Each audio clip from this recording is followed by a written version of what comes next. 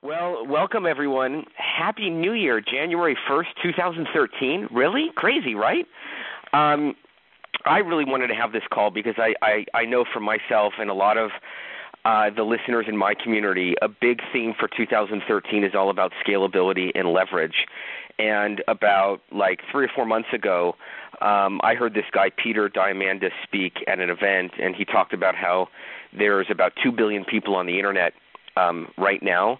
And over the course of this decade, there's going to be 3 billion new Internet users join the net, right, get online in the next, this year. I mean, not this year, this decade. And to me, that is a big opportunity to leverage anything that you want in your business, whether it's products, programs, building your brand, getting your message out there, anything.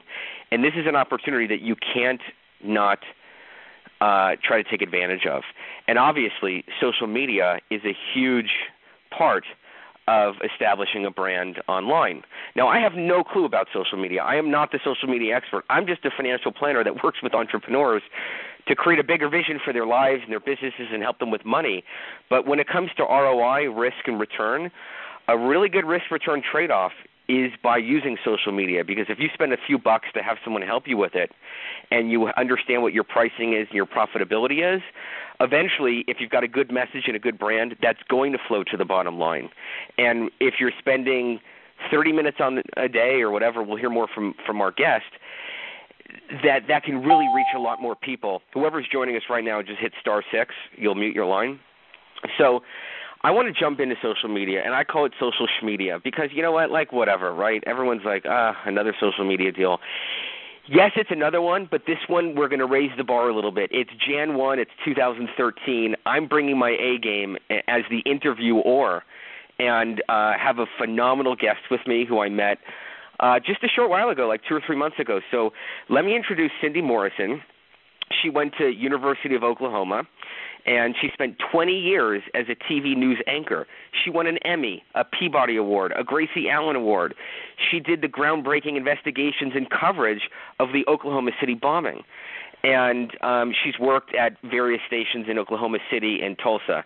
Now, today, she's now an expert in social media. She teaches everyone from network TV people to CEOs to entrepreneurs how to strategically use social media to build brand loyalty, to get those raving fans, and to add more money to their bottom line. She's been on TV shows like Fox, CBS The Talk, Washington Post has written about her. She's in Huffington Post. She's everywhere. Oh, and I forgot to mention, Good Morning America. Hello. I'm sure a lot of you know about Tori Johnson and her Spark and Hustle tour. Well, Cindy Morrison is like Tori's right-hand person with social media, and she's been all over with her for the country to just help create buzz about the events. And, I mean, that's just that. I don't want to tell you that she does weddings and bar mitzvahs, too, but I'm going to keep it simple.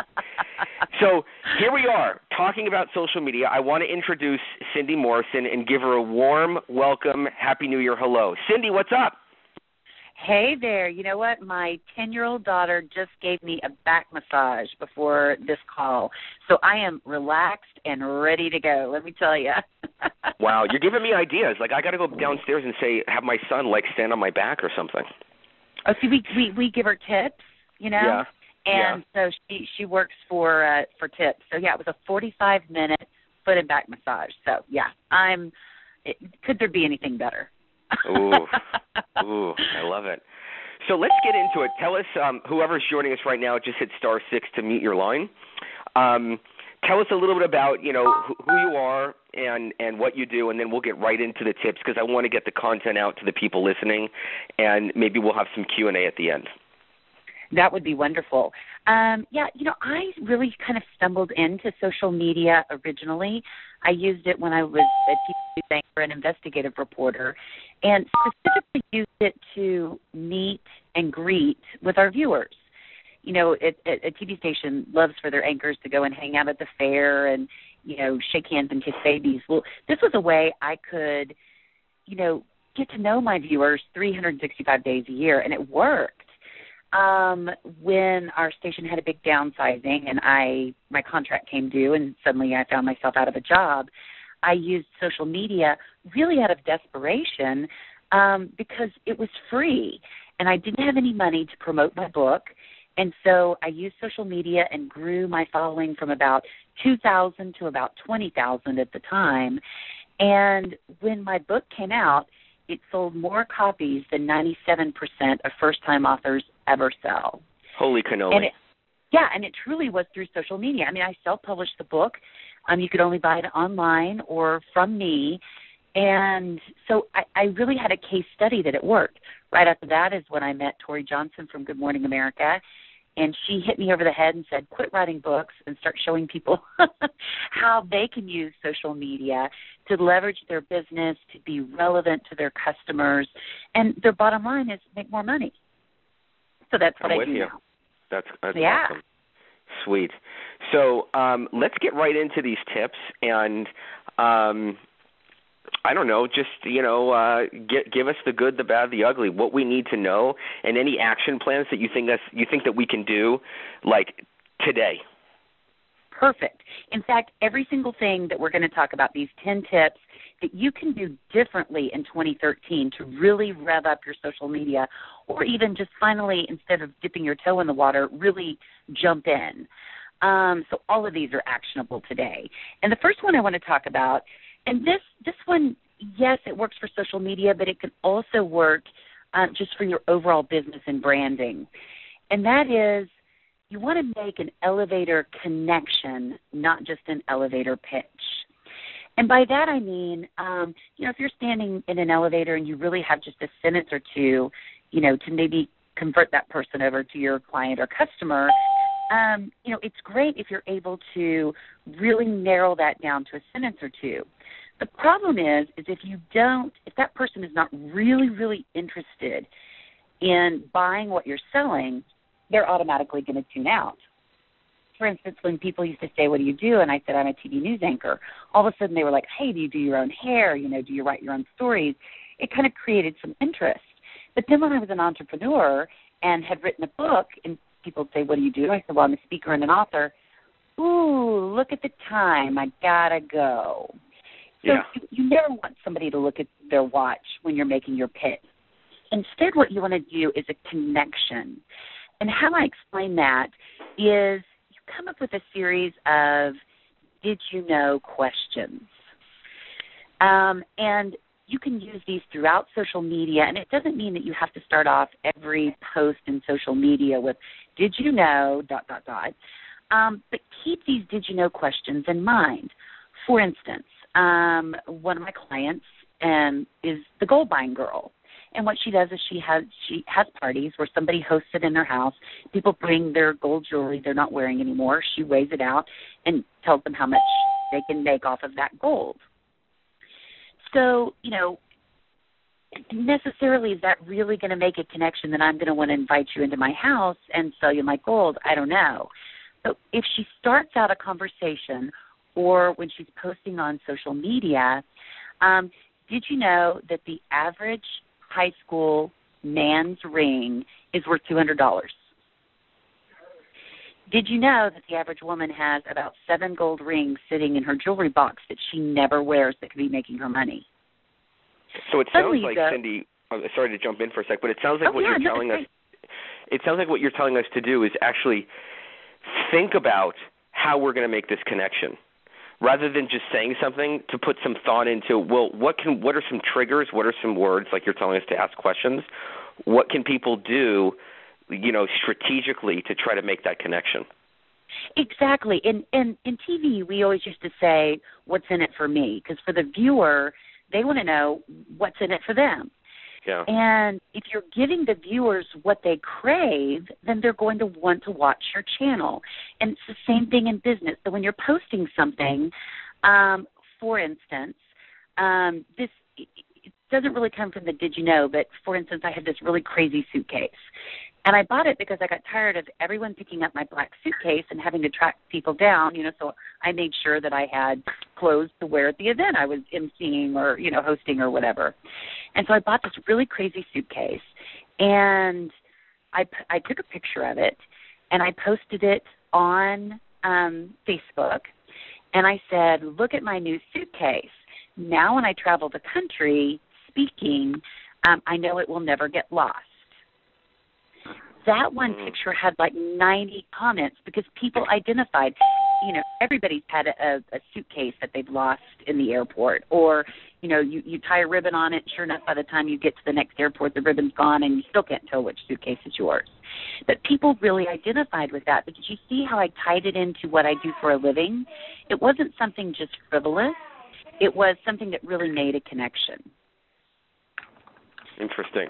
So, I'm always about like, okay, how can we use that? If it was me, I would say, okay, let me start every Monday of the week or Sunday night or whatever day with 5 ways that I can connect with people on social media, right? Whether it's a current event, whether it's something about my brand, my product, something.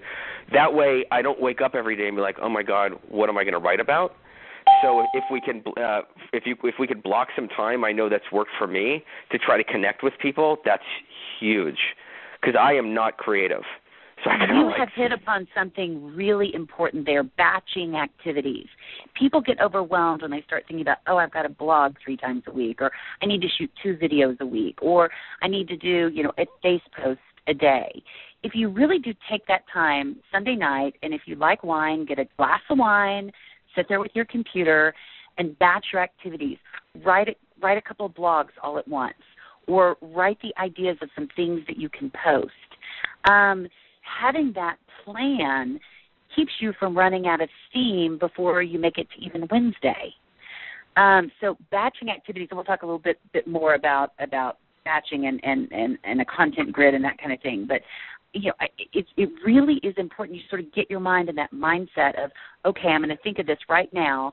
And it's not, if you've seen the movie Up, how the dog is talking and goes, squirrel, and then comes back. Well, it's easy to have those squirrel moments.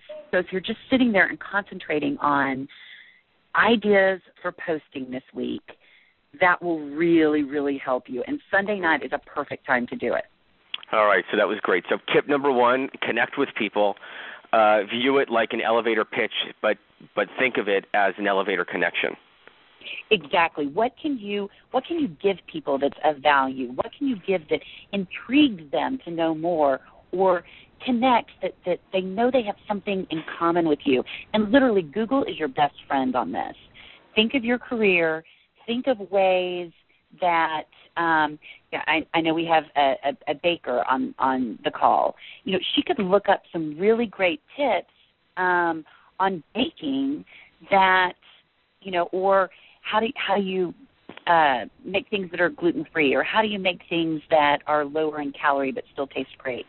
Some different things that will really make a connection with people, and they just have to know more. Great. All right, let's move on to point number 2. Oh, I like this one. It's very professional of you to come up with number 2. I like this. All right, tell these people what it is. Okay, it's strategically stalking with excellence. And that sounds like a song.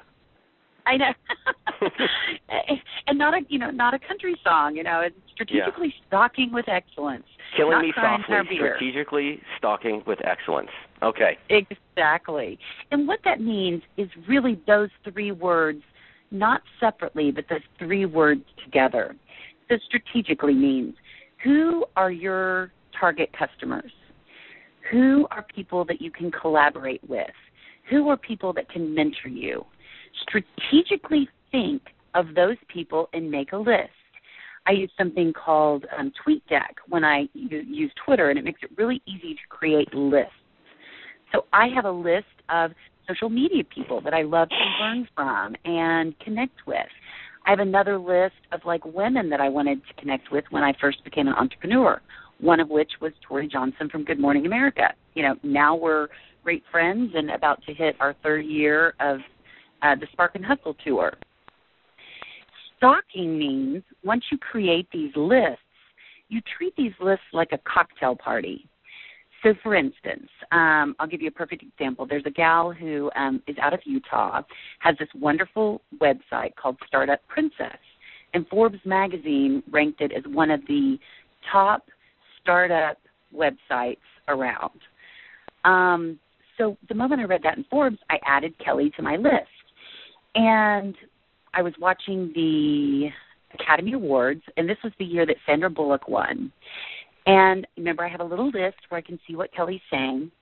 And I saw Kelly talking about Sandra Bullock and that she was watching the Academy Awards. And I was like, oh, my gosh, Kelly, I love Sandra. And, The Blind Side is just one of my favorite movies. Well, we ended up chatting about the Oscars all night long. By Monday morning, I had an email from her saying, hey, I really enjoyed chatting with you, decided to look you up and learn more about you. I want you to be one of our bloggers starting next month. So cool. So treat it like a cocktail party, really, stalking them in a good way, finding a way that you can sort of enter into the conversation like you would at a cocktail party. You're working your way across the room, work your way into the conversation, and then you never ask for anything, because I'm amazed at how many people send me something and they're like, hey, I don't know you, but would you write the foreword to my book? Yeah, can you write me a check for $1 million and, blah, blah, blah. Exactly. Yep, totally. If you are only giving them things of value, as you would at a cocktail party, then you or they can follow up business-wise later. But people want to do business with people they know, like, and trust. And by strategically stalking with excellence, you can really up your game. Think local, but go global. And it's a great way, really, to be able to expand your brand. And like I said, who knew that I would, be traveling around with Tori Johnson, and like I said, she's a great girlfriend and a mentor, and literally that it happened through strategically stalking with excellence, not through our TV connections. So look at you go, Cindy, huh? I love it. All right, so I want to keep it going because we got 7 more or 8 more. I lost count already, but I want to give everyone a directive. I want you to write down 50 people that you're going to strategically stalk. I know, 50, 5-0. Not 5, not 10. It doesn't have to be in one sitting, but if you can get these people, and then you'll begin to narrow that down to the people that you really want to strategically stalk. But make that list, because I'm pretty sure that you didn't do it last year. So one of these quotes that I use is more of the same equals more of the same. If you want the same results with your social media, do the same thing. Don't make this list. If you want a different result and a much better ROI on your time and your money, make this list and begin to use those elevator connection principles that Cindy's talking about. Okay. All right. Give us number 3, Cindy. All right. It's a content grid. And this is really easy. People try to make this so complicated, and they run out of ideas halfway through the month. And, hello, there are 12 months in a year. So what I find is if you get just one of those big old desk calendars, you can get them at Walmart, and write down, all right, so I'm going to have videos on Tuesdays and Thursdays. I'm going to post to Facebook every day. I'm going to send at least 3 tweets at 3 different times each day. And some people find it easiest to do this. I do it with my clients in 3-month chunks so we can figure out what kind of specials they want to do, really coming up with a business plan, and writing it down and making sure that newsletters, that social media, that any kind of traditional advertising, it all goes together. What a concept, that there's actually a marketing plan. And once you write it down, it really sort of makes you committed. And if it's a little overwhelming to write it on a calendar, I love some of the mind mapping tools out there. There's MindMeister. There's several others, and you literally can just sit there and come up with all these different ideas all over the page, and, oh, here's another squirrel, and here's another squirrel, and there's another squirrel, and you just mind dump all of this onto a mind map, and then you get out your calendar, and you can write in, okay, I see a theme going here. I can do sort of this theme for this week. You can look at it as one of my clients has a medical spa. And so when we came up with her 3-month plan, we figured out every 2 weeks she could offer a special. And so some things are leading up to Valentine's Day. Some things are leading up to spring break. And it just really makes it easy for everything to go together. So I really suggest that you either write this somewhere where you can always see it, or if you use something like a Google Calendar, put it in the calendar where you'll have a reminder. But this can be very, very important to your overall strategy. And like I said, make sure that you don't run out of steam. Ooh, I'm going to jump in for a second because I think you're also talking about something that is really important that I think people need to do as a financial planner, right? I have got to look at the numbers to a certain extent. So if you're thinking about creating a marketing campaign, which I actually think is what Cindy's alluding to, and she's saying, well, once you have that marketing campaign, you've got to get a content grid on what it is that you're going to talk about. Creating a marketing campaign, oh boy, I didn't do this for like 13 years, and all of a sudden I started doing it about being. By the way, I'm only 15, for those of you listening. I'm only 15. I've been doing this since I was 2. The point is if you can create a marketing campaign and calendar out what you want to promote, the content grid gets so much easier. And then with a campaign, obviously, you got to have really good content.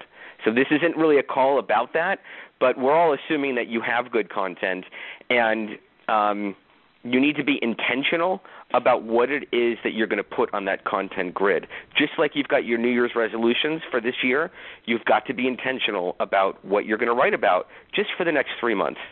I mean, a year is great. Anybody who tells me that, social media doesn't work, I'm like, what's your plan? Yeah. What have you done that's worked? What have you done that hasn't worked? Have you written any of that down? And the answer is always no. Yeah, I agree. All right, number 4. All right, this is social media contests. And I know, Justin, when you and I were talking, you were like, oh, yeah, I want to know more about that. I'm really paying attention. I'm getting the wax out of my ears because I've got to hear this one. Well, I have to tell you, this is a great way to really accomplish some things on social media. Let me take Facebook, for instance. You can either increase engagement, you can increase your sales, or you can increase your numbers of fans, all through contests. What you cannot do on Facebook is run your own contest. So if you say, for whoever sends the most likes my way, I'm going to give you an iPad. You can't do that. That's against Facebook rules. And basically what Facebook has done is they've idiot-proofed the contests. In other words, they've taken us out of it. Okay. You have to use a third-party app. And that way they just assure that the contest is legit and being run as legitimately as they can, try to guarantee. The app that I use for all of my clients, and I love it, is called Wildfire. Just Google Wildfire, and it'll come up. And they were just bought by Google, as a matter of fact. And they've always been good, but I see Google even taking them to another level. But you can decide whether you want to increase your numbers, increase your income, or increase engagement. And they will literally show you what contests you can run to accomplish one of those 3 things. One of the contests that I did with one of my clients, Just Between Friends, which is a national consignor franchise, the largest children and maternity franchise consignment group in the world. And we partnered them up with another national group called Merry Maids. And Merry Maids provided the prizes. Just Between Friends ran the contest, and each of them netted about 1,200 new likes in a month. Wow. And so that's what they were both after, were the numbers. But one reason you might want to do engagement, for instance, is because Facebook has this algorithm, and I would love to tell you what it is, but that is way above my pay grade, and it's like top secret. But what I do know is if your fans don't engage with you for at least 90 days, you drop off their news feed. So you may have 10,000 fans, but if none of them are getting your news feed, you're not doing business with them. So by running an essay contest or a photography contest, depending on what your business is, you can get them back on your page and get them engaged. Another type of contest that you could run would be on Pinterest and ask them to, let's say they come to your store and they get home and there's a little piece of paper in there saying, show us how you're going to use this item. And have them take a picture of the item with that little piece of paper and tag you in it. And you can figure out some really interesting Pinterest contest, you just want to make sure that they, abide by the Pinterest rules. But Pinterest is a lot more laid back than Facebook is, and a picture's worth 1,000 words. So, just be thinking of different ways you can use social media and contests to really capture people's attention. Again, it's all about that connection. Yeah, I think this is really good. Let me add to that. People love winning. Seriously, people love winning. People do anything to win anything. So a contest is a great way to engage people to get them to win. I have a question for you. When you run this contest, can you make there be more than one winner? Can you have 25 winners? Yes. The first 25 people that do blah, blah, blah? That's the great thing about Wildfire is they really walk you through step by step so you can make all those decisions. Okay. And you can have a grand prize winner and 10 second place winners. I mean, you can really set it up any way that you want. What I suggest you do if you do Wildfire, and this is what I do with my clients, is do the least expensive contest, which is I think $5 to start, 99 cents a day. But they go all the way up to like $20,000 contests. I mean, you can spend a whole lot if you're Toys R Us on a contest. We can't do that. But just do the cheapest one. You don't have to make it fancy or anything like that. It's a contest. It's just like filling out something at the fair. I mean, that's on a slip of paper. If you're running a contest, and I join the contest and I buy into it or whatever, can my friends and my other people and anyone else who follows you see my actions? In other words, I guess I'm asking about social proof, right? And testimonials that other people can see that some people are engaging with you. Does that work? In fact, the more you pay for the contest, they have like $5.99 a day. They have one that's like $25 and $1.99 a day, and then one that's $250, and I can't remember what the daily price is. Mm-hmm. But the more that you pay for those, the more analytics you get on the people entering your contest. But even if it's on the specific $5 contest, you're still going to get names and email addresses. And if you're a physical brick-and-mortar store, you can actually just make it in your city that they can enter or in your state. They'll walk you through all that. And then, yes, they have the social media proof where people can share on their Twitter or share on their Facebook that they entered your contest. Yeah, that's great. So it really is a win-win and, an inexpensive way to see a difference. Wow, very cool. Great. All right, let's move on. Number 5. All right, become the expert. And what I mean by this, Tori used to say you're a social media expert, and I'm like, nobody's an expert in this business. You're in the infancy. We're still learning. And she's like, but you still need to set yourself up as an expert. So my official title is social media strategist because I don't like the word expert.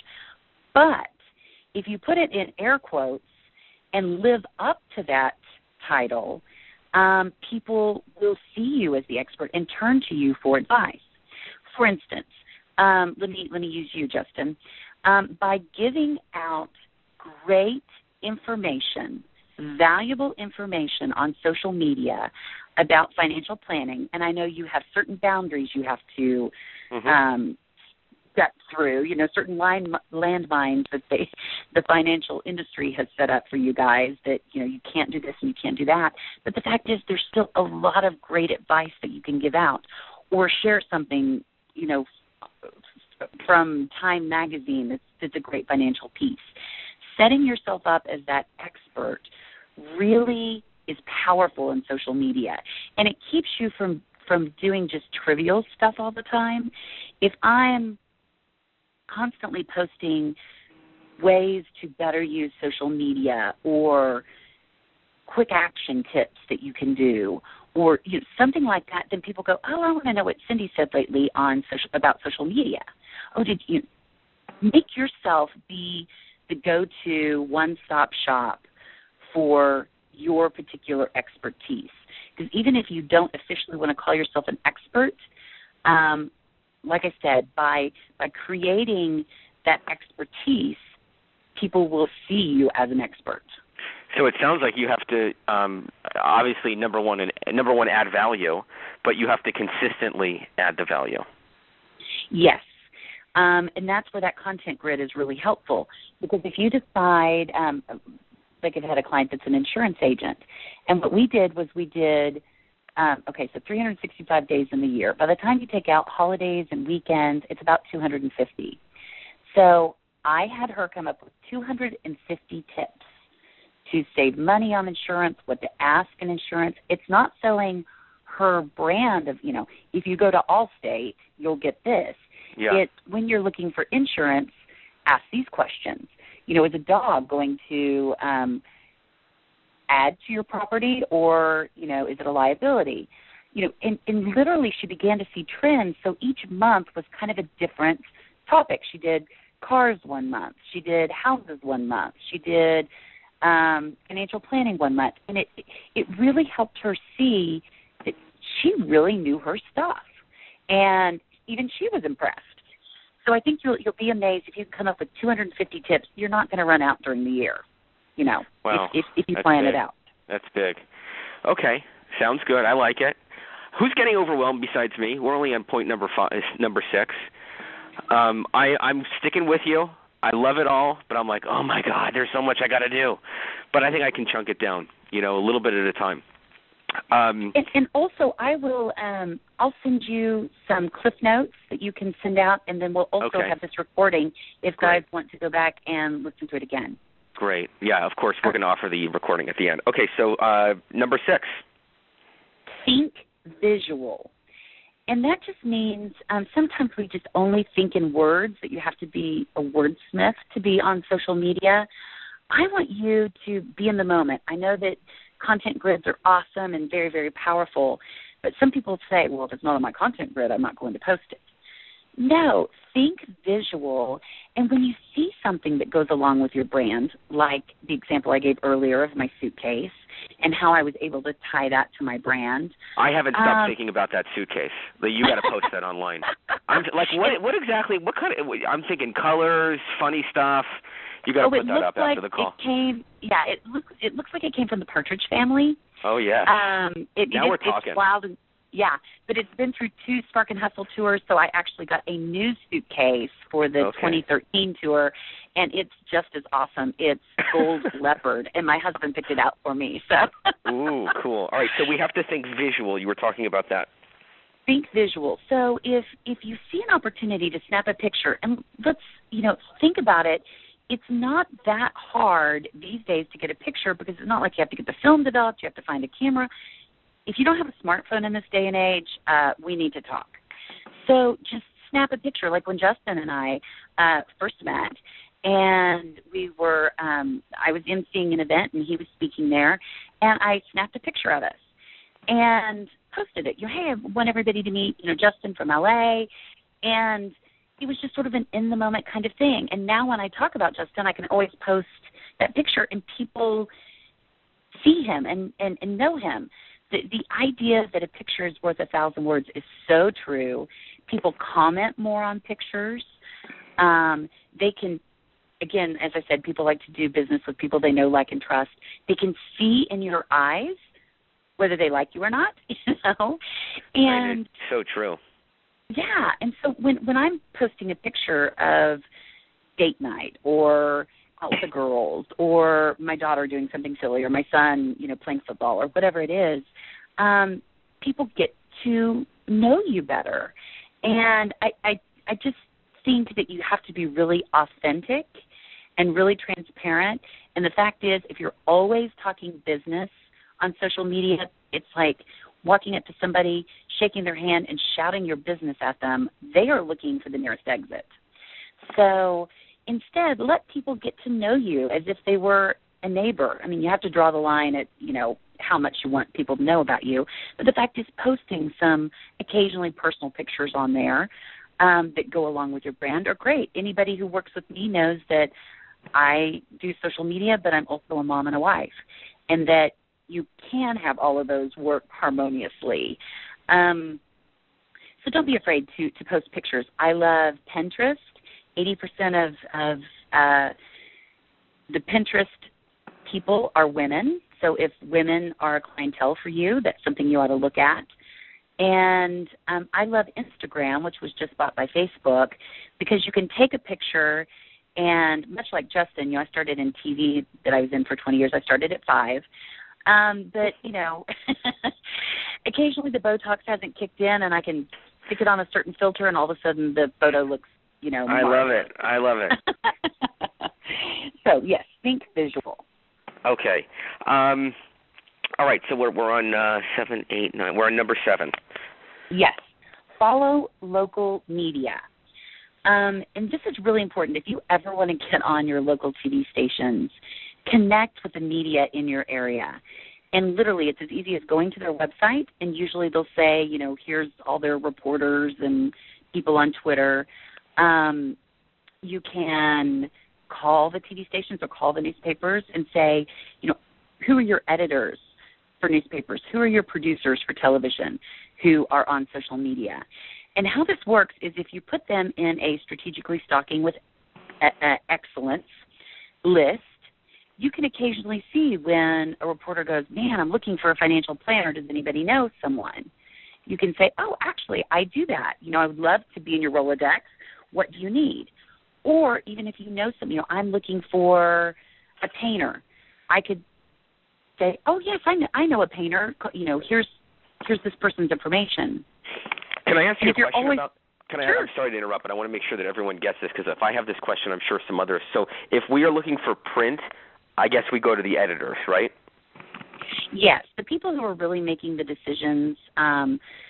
Reporters and photographers are great to connect with. A lot of times people think of anchors as well, but the people who are really working behind the scenes and are the head sled dogs are editors in the newspaper and producers in television. Okay, so producers in TV and editors for print. Got it. Yes. Okay. And also an assignment editor in television is somebody who's sort of the gatekeeper, and they ultimately decide what stories get covered and what stories don't. That's great. So if you make a connection with them, and not just that you're pitching yourself all the time, but I had a PR gal who would always look and see what stories I was posting about, and then she would say, hey, I have a follow-up to that, and would pitch me one of her clients that was a great follow-up. And she, in fact, you know her, Justin. It's Diane White. Yep. And, that was so brilliant because literally I would lean on her a lot of times for story ideas because she always came through. And you want to always be that person, not, again, stalking with ickiness, but excellence. And with that local media, you can find yourself at the front of their Rolodex if you play your cards right on that one. I like it. I mean, these are so good, Cindy. This one on local media, duh. It's that. I mean, that idea was right under my nose. Oh, yeah. And I've never done that. And I don't even have a big nose. And people say, well, I follow the national media. And I'm like, well, that's great. So does everyone else. But who's following your local media? And those reporters, if you can give them, or producers can give them a great story that will benefit their viewers and make them look great to their boss when they pitch the story, you're in like Flynn. That's great. All right, our next one, and this Number is 8. my new addiction. I love this. It's called Flipboard. And what Flipboard is, and I'm probably not going to describe it the way they describe it, but I'm going to describe it in the world according to Cindy. It's an app that you can download. I have it on my iPhone and my iPad. And you can enter in your favorite news organizations, your favorite magazines. You can load in your Twitter, your Facebook, your Instagram. And it's literally like flipping through a magazine. So the board comes up, and you flip through the board. And then let's say, I love People Magazine. So I'll click on People Magazine, and I'll be able to flip through all their tweets and Facebooks. How can this help you in business besides just, I love People Magazine? Well, I also have on there Social Media Examiner, Inc. Magazine, Forbes, Mashable. And whenever I come across a great article that they've done, Flipboard makes it very easy for you to then post that article on your Facebook and your Twitter. Also Google Plus great.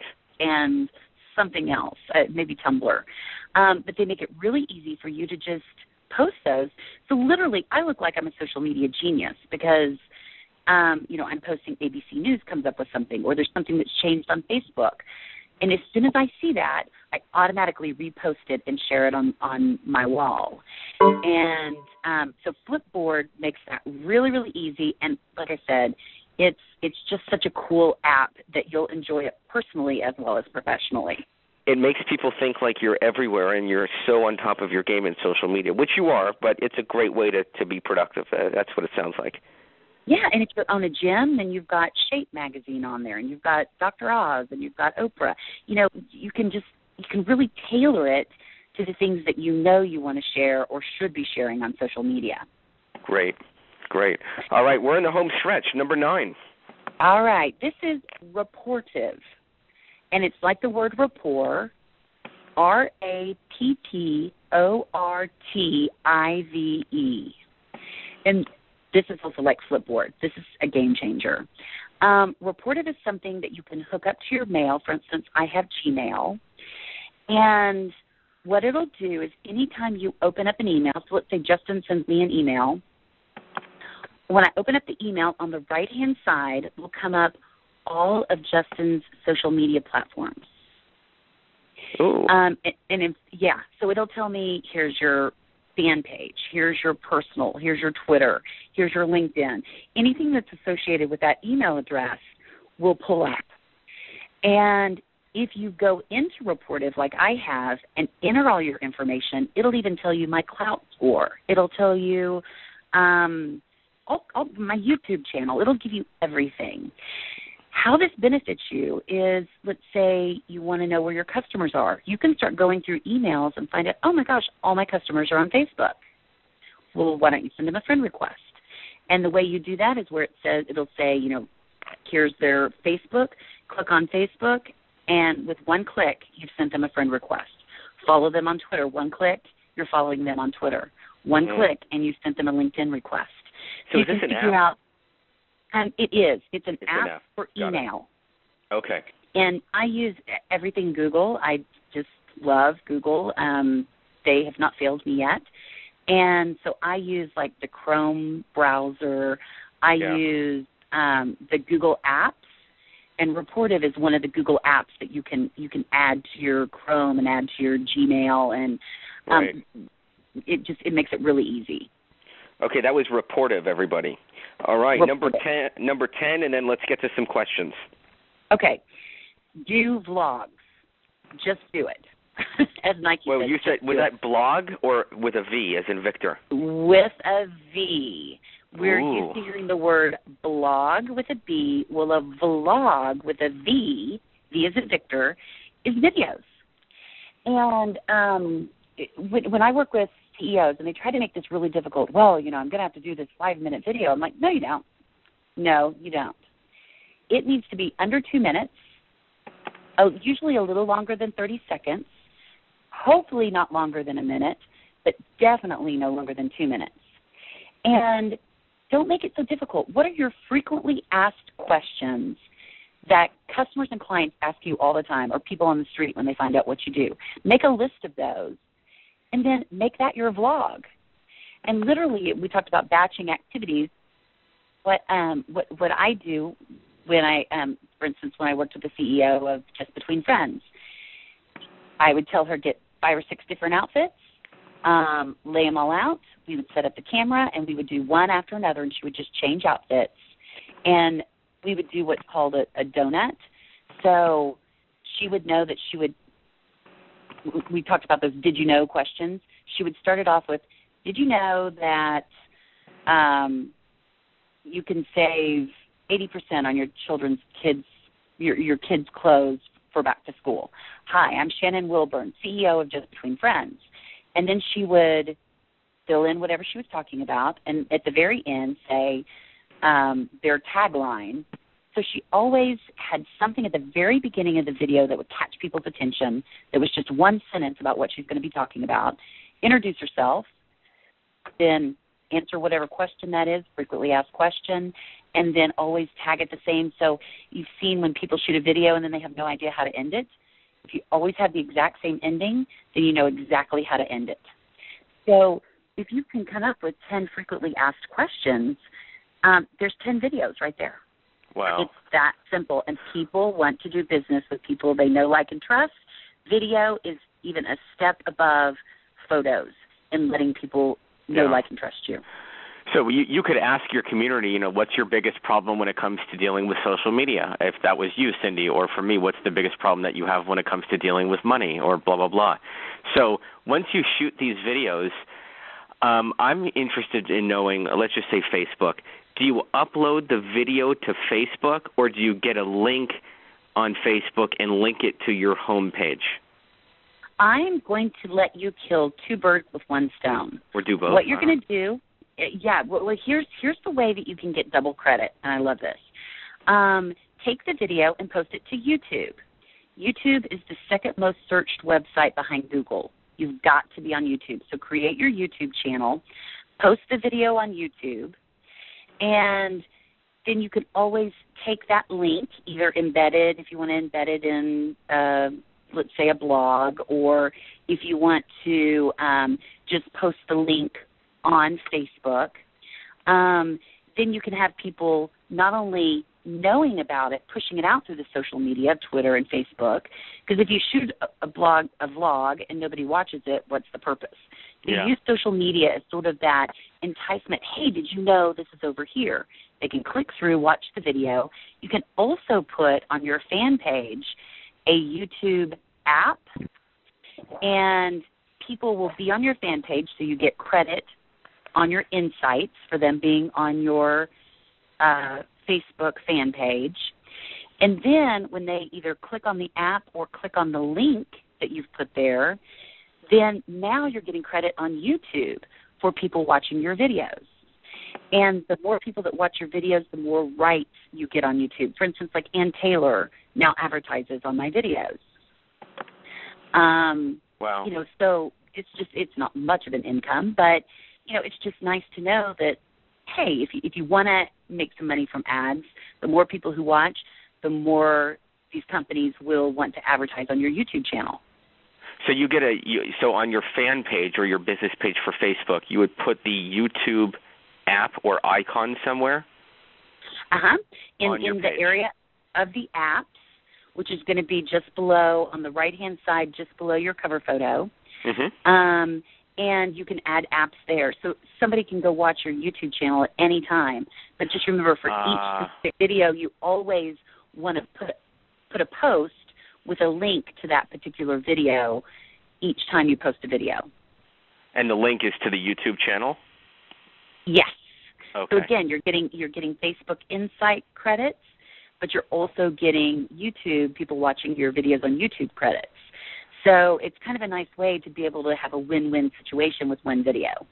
Great. Well, Cindy, those 10 tips were so good. You're going to keep me busy for a long time. So I'm sure we have some questions from some of the listeners today. Let's open it up, and if you have a question, just state your name, what business you're in, and then fire away. So hit *6 to unmute yourself. This is Rick Ryberg. Hi, Rick. On number 9, would you spell the name of that app? Absolutely. It's like the word rapport, like a rapport with a person. Rapportive.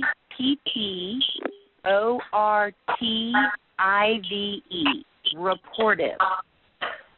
I what?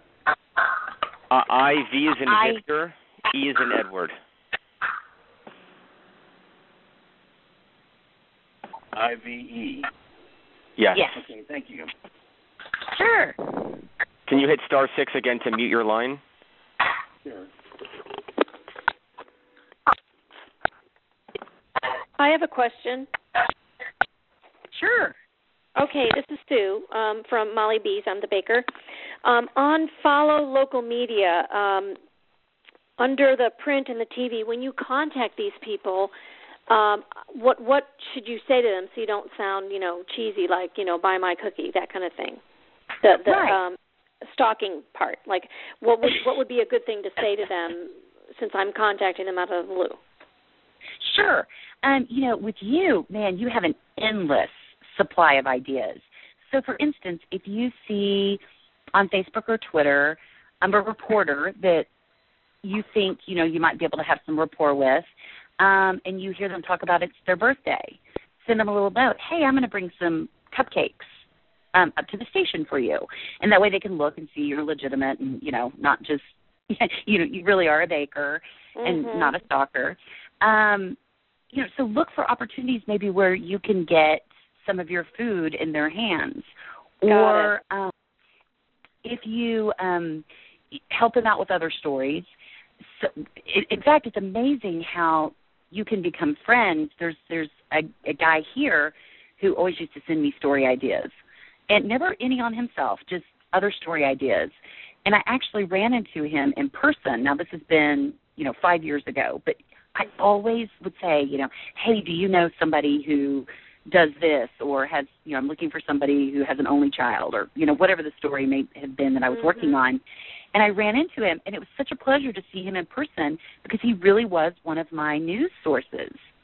Okay, and so I'm new to this. I'm very new to this. And so what you're saying then, if I can explain, is that I go online and I find someone that I can follow.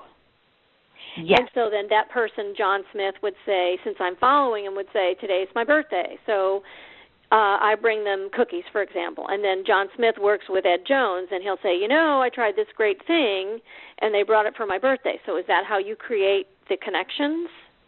Absolutely. Okay. And it would be the same, think of social media as like the fence in the past, or the front porch of the past. Got it. People would talk to their neighbors over the fences, or they would sit out on their front porch. Think of it that way. Got it. You don't always go over to your neighbor and ask for sugar. I mean, you actually, have, sugar, that's how, give me some sugar, baby. You don't always go over there asking for baking powder or whatever.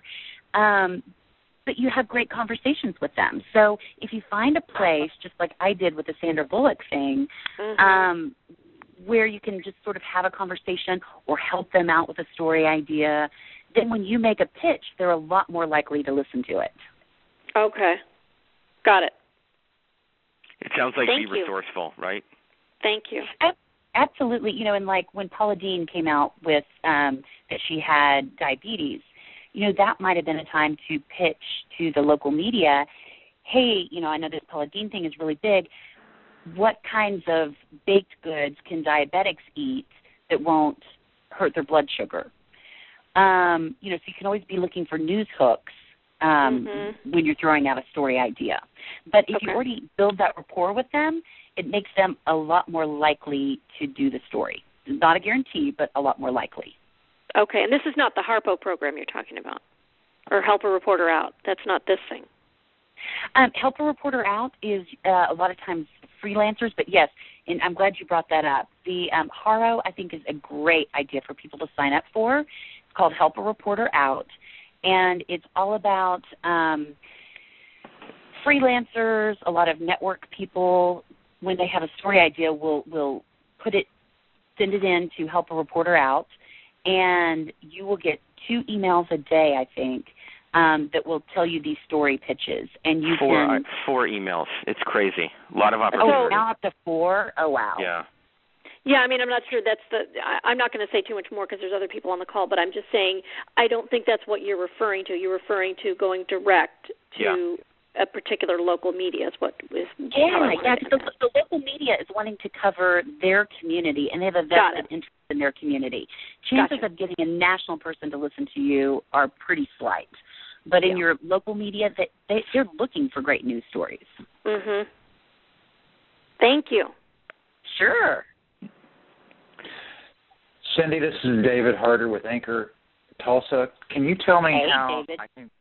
Hi, how are you? I was wondering if you said we would be able to go back and get a recording or hear the recording of this later. Can you tell us how we do that? Absolutely. In fact, when we hang up, I will send a link to Justin, and I'll probably also edit it down and send out a YouTube link as well. So if you guys just want to come to my Facebook, David, I know we're already friends, but if you can go to my Facebook, which is facebook.com/Cindy W. Morrison, you can send me a message, or you can go to Justin, and he'll be sending this out as well. because, sometimes it's a little hard to digest the first time you hear it. So this recording is for you guys and to help you really kick off 2013. And by the way, Justin, David was at our Tulsa Spark and Hustle and shows you, it's not all just women. A lot of smart men are there as well. That's great. That's great. Yeah, it was great, but I think I digested about half of this. So if I can go back and read, that's why we call it social media, because we need some juice to go with it. Right. I see. Thank you, Cindy. Sure. Anyone else? Cindy, at the end of the call, I'll have you give your contact, your Facebook page and all that. But let's just see if we have maybe one or two more questions. Anyone else? I do. Steve the Hurricane here. Hey, Steve. How are you doing, Justin? Good, good. This is excellent. Actually, I wish I had learned about this about 6-7 months ago before trying to figure a lot of this out. But everything you said, especially the vlogging, is amazing. It's interesting when you sit down and you actually think about what you're going to say, and then you can, doing those videos 1 minute to 2 minutes a piece, you can actually get like 7 or 8 of those done in one setting, so that this way, for the next 2 months, you have videos all lined up and ready to go instead of having to every single week shoot a new video or whatever frequency you're trying to do. So vlogging is amazing. That's how I've built my business. So I love everything you're saying here. The main question I have for you is with Facebook, with LinkedIn, with some of these other social medias that are out there, there's a lot of pay for options out there that can increase the audience or whatever. Do you have any experience with paying for promoting things on Facebook, for example? I'm a big believer in you might pay for a strategy, because that's what I do for people is if they can't figure out a strategy, I will actually help them figure that out. But anything other than that, I like free. The only things I will suggest to my clients to pay for is, for instance, if you have a fan or business page, and this is a shocking statistic, 90% of people who go and like a business page never come back. Say that one more time. You cut out, Cindy. Say that one more time. Okay. So 90% of people who go to a business page and like it never go back to that page. And, that's pretty scary because, as I mentioned earlier, after 3 months, you're going to fall off their news feed and they're not going to see anything that you're saying. So you not only want to, yes, get a lot of fans, and that's a great idea, or get a bunch of likes, but you want to keep them engaged. And one way that I found that business pages have been very successful in getting people back to being engaged with their page and showing back up in their news feed again is, let's say you decide to run a contest through Wildfire.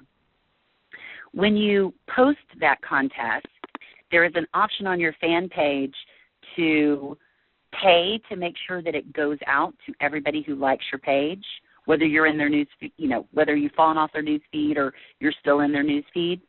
So this is a chance to catch people who have quit engaging with your business page, for them to see the contest, to go to your page, to enter it, and all of a sudden Facebook sees that as they're engaged with you again, and you show back up in their news feed.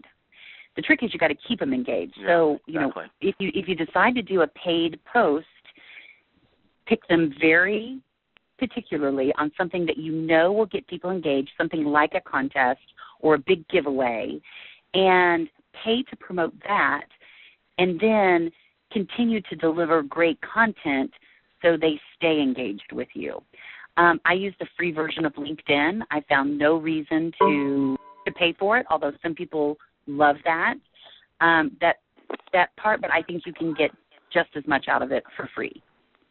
Yeah, Great. Thank you so much for that. I agree. I use the premium LinkedIn, but that's because the type of medium, like LinkedIn, is my personal specific business's platform of choice.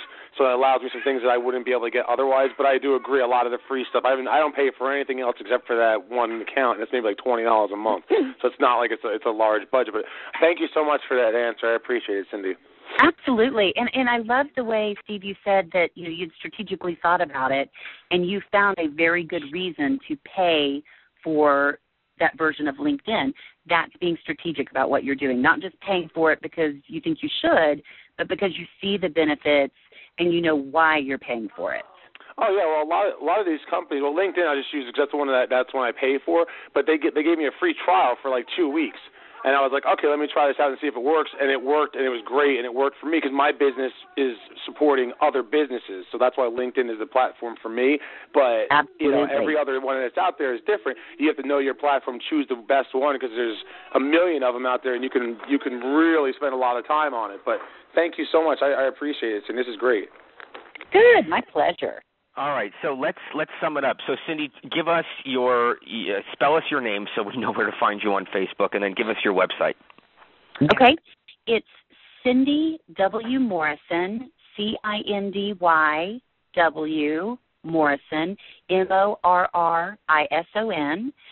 And if you put that into Facebook, LinkedIn, Twitter, Google+, Pinterest, Instagram, YouTube, any of those, you can find me. And my website is cindywmorrison.com, or you can put in socialvention, and that's like reinvention, but socialvention. So it's how to use social media to up your game or even totally reinvent yourself. Perfect. I'm going to just jump in for 1 second, just give everyone my email address who's on this call, and then for some reason if we either don't get the top 10 tips up, I'll email them to you, but just email me. So my address is Justin, Justin, at Crane, KRANE, Financial Solutions, plural. So it's SOLUTIONS.com. And then my site is cranefinancialsolutions.com.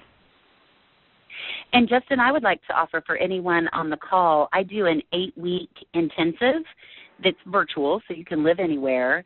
It requires at least 1 hour a week. We have a teleclass for 1 hour. We cover everything. We do Facebook personally, Facebook business, Twitter beginner, Twitter advanced, YouTube, content grids, how to come up with your strategy. Like I said, it's 8 weeks long. It also includes videos. It's normally $4.95, but for anybody on this call, I will offer it to you at $3.95. And again, that's for the whole 8 weeks. All the videos, all the calls are recorded. So if you miss a call, you can still always listen to it. And if you will email me at cindywmorrison.com, I will make sure you get that special rate if you are interested. It starts January 7th. So these particular calls are going to start on Mondays. Great. Okay, Cindy at cindywmorrison.com? Yes. Okay. All right. Thank you, everyone, for taking some time out of the first day of the year to work on your social media. Cindy, you were great. Thank you for your content. You totally delivered. You rock. Thank you for your time. I can't thank you enough. Well, it was a pleasure. Justin, thank you for giving me a chance to be able to talk about this. You know I love to talk about social media. Absolutely. All right. Happy New Year, everyone. Have a great year. You too. Okay. All right. Bye-bye. Bye. Bye-bye.